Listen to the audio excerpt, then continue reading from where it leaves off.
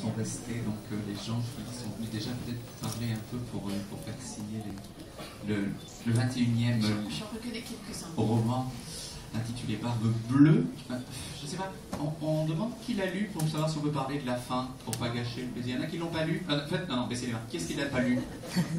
D'accord, donc on ne parle pas de la fin. D'accord, c'est bon, c'est bon.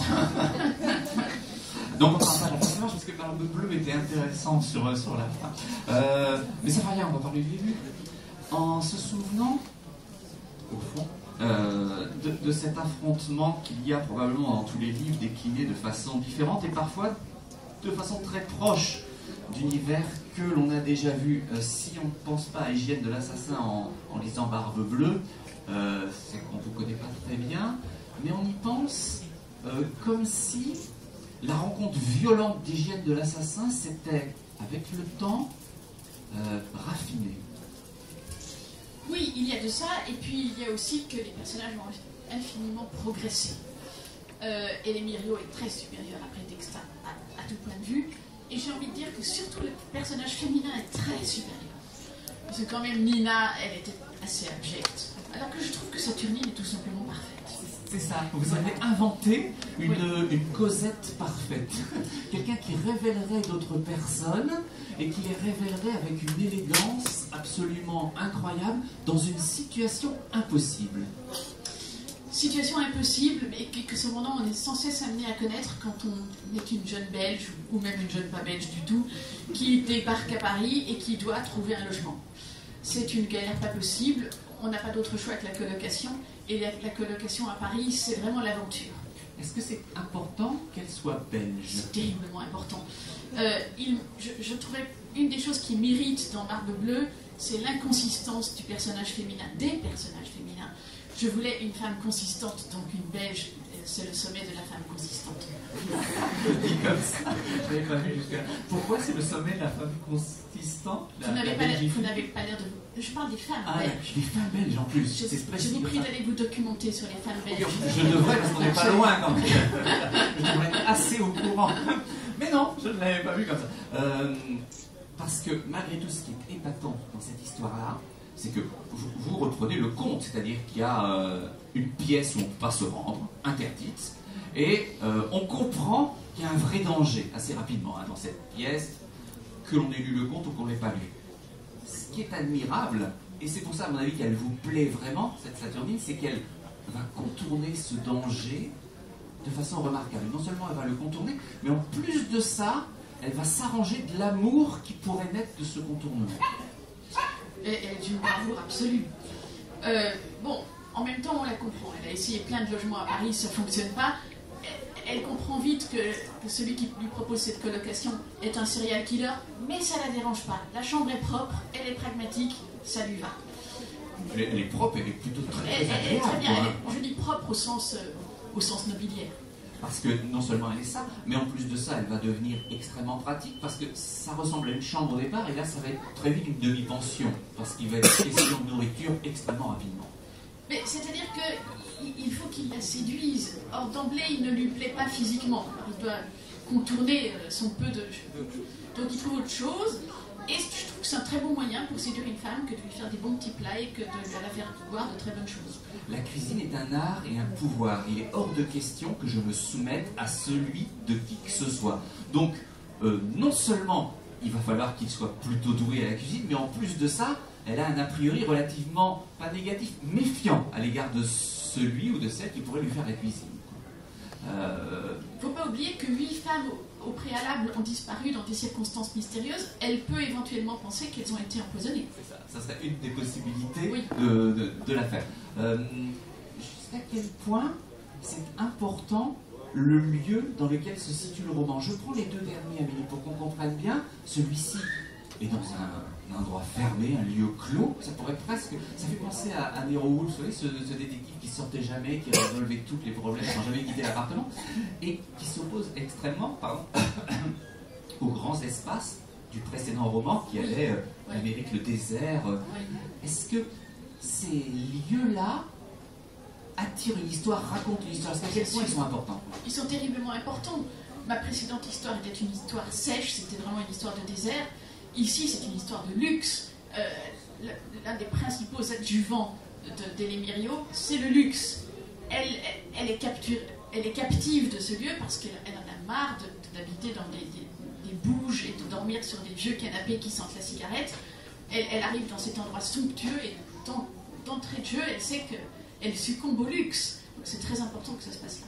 Jusqu'à quel point l'amie de Saturnine s'appelle Corinne. Donc on voit déjà, il y en a une qui a un prénom pas très commun, l'autre qui a un prénom extrêmement commun. Il y en a une qui vit à Marne-la-Vallée, l'autre qui va vivre donc dans le 7e, il y en a une qui prend le RER, l'autre qui va utiliser la Bentley de monsieur.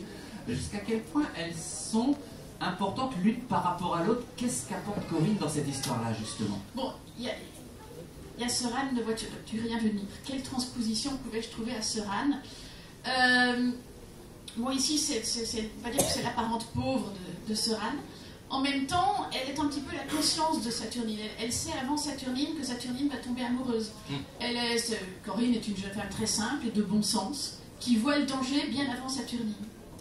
Comment et l'un et l'autre regardent la modernité? Que ce soit sa grandesse, je ne sais pas si on dit comme ça, je pense qu'on doit dire quelque chose qui s'approche de ça, et Saturnine. On a l'impression qu'à l'égard de ce qui se passe autour de ce petit appartement du 7e, ils sont méfiants, ça ne les intéresse pas tellement, et ils se trouvent dans cette franche opposition au progrès. Bon, alors, Elémírio, d'entrée de jeu, c'est clair, l'extérieur, ça a cessé de l'intéresser. Et ça, depuis longtemps. Depuis 1992. Donc, il s'est arrêté au seuil de la période numérique, il est resté 100% analogique. Et Saturnine, qui affecte d'être une jeune femme moderne, n'est quand même pas très crédible, puisque sa spécialité, c'est tout de même l'école du Louvre, tous les arts qu'elle cite sont des arts du passé. Et bon, elle va être fascinée par ce personnage régressif, dont elle partage la culture, finalement. Et je crois qu'elle va devenir analogique à la fin. Analogique du 7e point, parce que ce qui est très intéressant aussi, c'est que le seul hobby, la seule occupation de Don, Elémírio, c'est comme ça? Elémírio. Donc Elémírio fait de la photographie. Oui. Et vous parlez assez justement de la photographie comme de cet instant qui s'arrête, comme de cette vie que l'on retire, comme de cette façon de figer une certaine réalité, ce qui semble l'intéresser lui, au point de pouvoir photographier que des gens qui ont cessé de vivre. Vous savez, je n'ai aucune expérience de la photo dans un rôle actif, parce que je n'ai jamais été capable de prendre une photo de ma vie, mais c'est inouï ce que j'ai pu être photographiée ces 20 dernières années. Et j'en suis arrivée à la conclusion que la meilleure photo qu'on prendra de ma vie, ce sera justement quand je serai morte, parce que j'aurai enfin cessé de bouger. Donc je ne serai plus floue. Donc nombre d'entre vous ont pris aujourd'hui des photos, elles seront très approximatives, mais je vous conseille de garder vos appareils pour l'ultime photo. Au dernier moment. Et au demeurant, votre éditeur qui fait très bien les choses s'est attaché régulièrement à aller chercher des artistes très particuliers pour une photo par rentrée. Ça devient comme une sorte de rite important. Comment vous les regardez, Amélie, ces différentes photos? Et peut-être plus largement, comment se passent les instants où vous vous faites photographier? Puisque là, c'est un rapport direct avec ce qui arrive dans le roman, quoi. À chaque fois, l'idée, c'est que chaque photographe est un véritable artiste. Et donc, c'est bête à dire, mais je me soumets. Je vois sa technique et c'est très intéressant de voir ce que chaque photographe vous demande, ce qu'il attend de vous. Il n'y a pas plus différent, je parle ici des artistes photographes, il n'y a pas plus différent d'un photographe qu'un autre photographe. Et toute ma connaissance de la photographie vient uniquement de là. Et comment regardez-vous les résultats quand ils viennent vous présenter ce qu'il y a Là, je me sens comprise. Excusez-moi, je souviens de votre question ne m'intéresse pas. Déjà jusqu'ici. Ça va beaucoup mieux. Quelle était donc la question? Je ne sais plus. On va faire la suivante. Oui.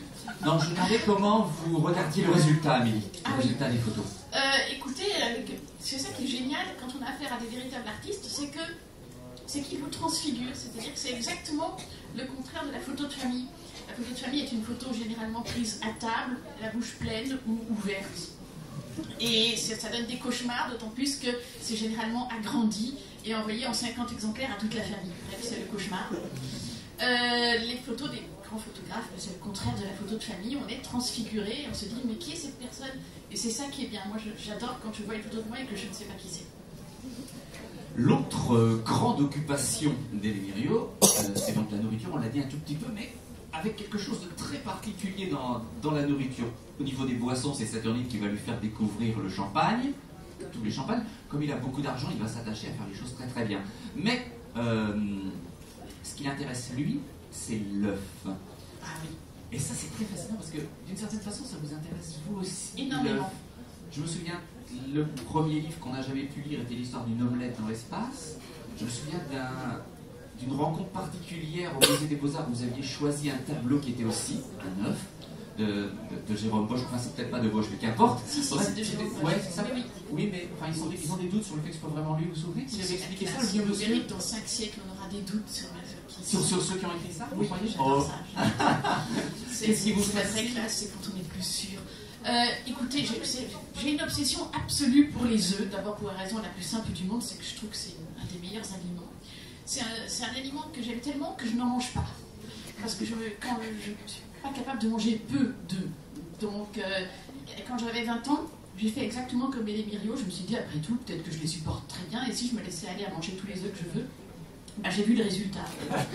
Donc maintenant, je mange très rarement des œufs. Et quand je mange des œufs, je suis dans une espèce de transe, comme ça. J'ai l'impression d'un péché absolu. C'est fou ce que c'est bon, les œufs.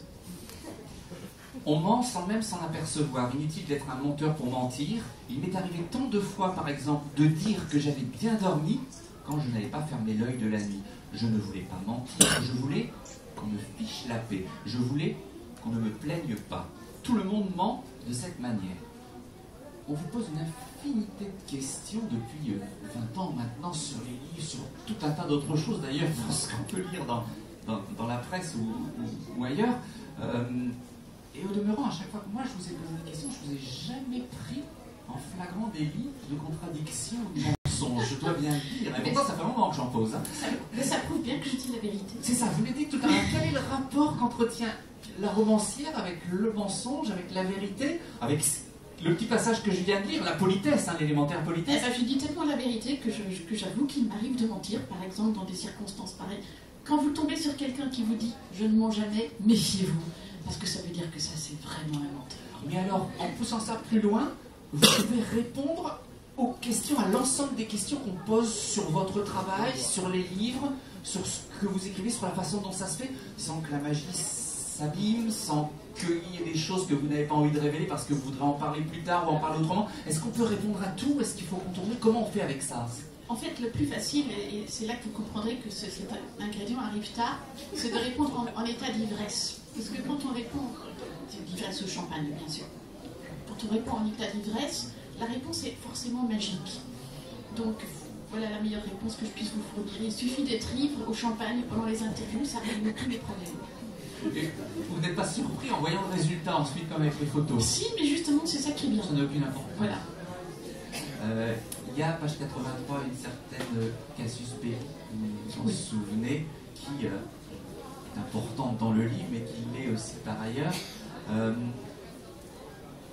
Qu'est-ce qui vous intéresserait maintenant que le succès est aussi important dans la littérature? Est-ce que de reprendre un pseudonyme, de vous inventer une autre personne, d'essayer un livre où vous ne seriez pas Amélie Nothomb avec tout ce que cela entraîne, vous comprenez, avec tout ce que les gens savent sur vous, tous les gens qui viennent vous voir, pour que l'on regarde seulement ce qu'il écrit, ou pour qu'on ait... Est-ce que ces envies-là viennent Non, aussi? je dois dire que je n'ai jamais eu cette envie. Je comprends très bien que Gary l'ait eu. Je trouve magnifique son pari, d'autant plus qu'il l'a réussi.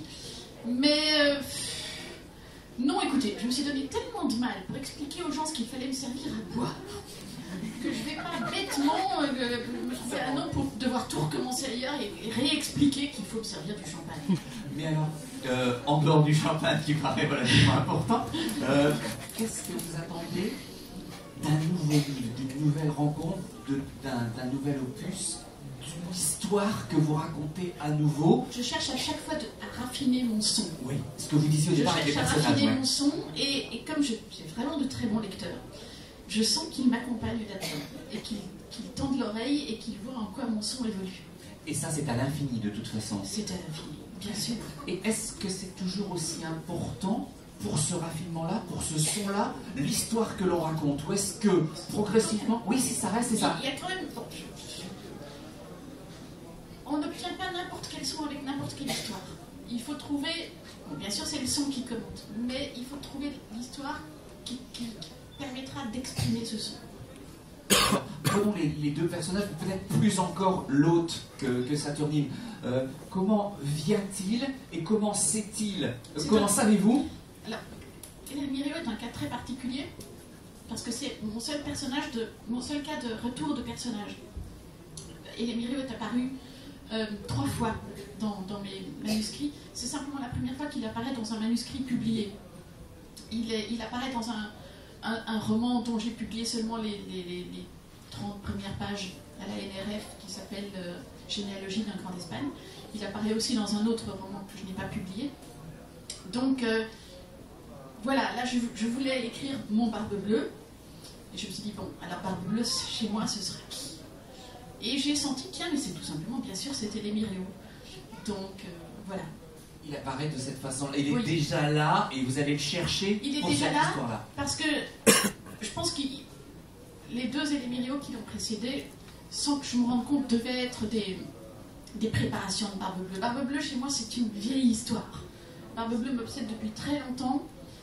Et c'est vrai que quand j'ai su que je me sentais prête à écrire Barbe Bleue et qu'il était urgent d'écrire Barbe Bleue, parce que jamais on a vécu une époque qui conspirait à ce point contre les secrets que la nôtre, tout à coup je me suis dit mais bien sûr si Hélène Miriot était déjà là dans des précédentes esquisses, c'est parce que je préparais mon Barbe Bleue.